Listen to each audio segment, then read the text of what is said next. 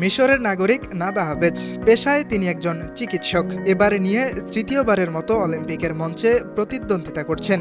তবে এবারের ভিন্নতা হলো নাদা হাবেজের গর্ভে 7 মাসের সন্তান। তিনি মূলত ফেন্সিং খেলে থাকেন।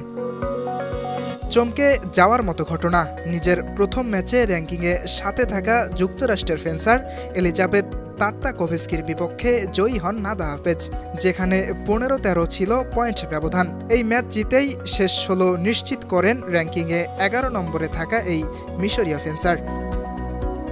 তবে দ্বিতীয় ম্যাচে দক্ষিণ কোরিয়ার প্রতিযোগী হাইয়ং জিওনের বিপক্ষে হেরে যান নাদা হাবেজ। ম্যাচে পয়েন্ট ব্যবধান ছিল 15-7।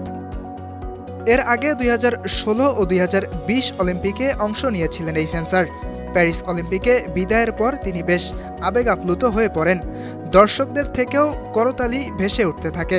সবকিছুর কারণ বোঝা যায় ম্যাচের পর সামাজিক যোগাযোগ মাধ্যমে দেওয়া নাদা হাবেজের একটি পোস্ট থেকে। পোডিয়ামে আপনারা 2 জন খেলোয়াড়কে দেখলেও আসলে ছিলাম আমরা 3 জন। আমি আমার প্রতিদ্বন্দ্বী ও পৃথিবীতে আসার অপেক্ষায় থাকা আমার ছোট্ট সন্তান।